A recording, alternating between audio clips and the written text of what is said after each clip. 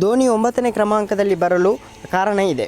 ಎಲ್ಲರಿಗೂ ಪಡ್ಡು Kannada TV YouTube ಚಾನಲ್ಗೆ ಸುಸ್ವಾಗತ ಅಂತ ಹೇಳ್ತೇವೆ. ಶುರು ಮಾಡೋಕ್ಕಿಂತ ಮೊದಲು ಯಾರೆಲ್ಲ ನಮ್ಮ ಯೂಟ್ಯೂಬ್ ಚಾನಲ್ ಮೊದಲು ನೋಡ್ತಿದ್ರು ಅವರೆಲ್ಲರೂ ಸಬ್ಸ್ಕ್ರೈಬ್ ಮಾಡ್ಕೊಳ್ಳಿ, ಮತ್ತೆ ಪಕ್ಕದಲ್ಲಿರೋ ಬೆಲ್ಲೈಕನ್ನು ಪ್ರೆಸ್ ಮಾಡಿ.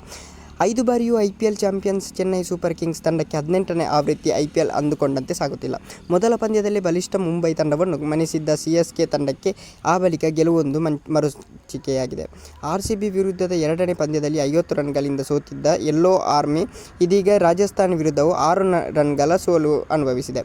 ಒಂದೆಡೆ ತಂಡದ ಈ ಸೋಲಿಗೆ ಬ್ಯಾಟಿಂಗ್ ವೈಫಲ್ಯ ಕಾರಣ ಎನ್ನುತ್ತಿದ್ದರೆ, ಇನ್ನೊಂದೆಡೆ ಸ್ವತಃ CSK ಅಭಿಮಾನಿಗಳೇ ತಂಡದ ಸೋಲಿಗೆ ಧೋನಿಯನ್ನು ಹೊಣೆ ಮಾಡುತ್ತಿದ್ದಾರೆ ಅಂತಲೇ ಹೇಳ್ಬೋದು. ಯಾಕೆ ಇವರು 9ನೇ ಇದರಲ್ಲಿ ಇಳಿದಿದ್ದಾರೆ ಅಂತ ಹೇಳಿದರೆ, ದೇಹ ಆಟಕ್ಕೆ ಸ್ಪಂದಿಸುತ್ತಿಲ್ಲ.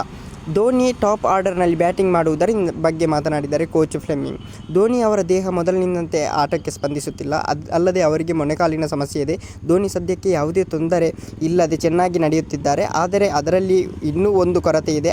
ಅವರು ಪೂರ್ಣ 10 ಓವರ್ಗಳವರೆಗೆ ಬ್ಯಾಟಿಂಗ್ ಮಾಡಲು ಸಾಧ್ಯ ಇಲ್ಲ, ಆದ್ದರಿಂದ 9ನೇ ಇದಕ್ಕೆ ಇಳಿದಿದ್ದಾರೆ. ಓಕೆ ಗೈಸ್, ಮುಂದೆ ನೋಡೋದು ಸಿಗೋಣ. ಅಲ್ಲಿ ಲೈಕ್, ಶೇರ್, ಸಬ್ಸ್ಕ್ರೈಬ್ ಮಾಡಿ ಅಂತ ಹೇಳ್ತೀನಿ. Love you so much.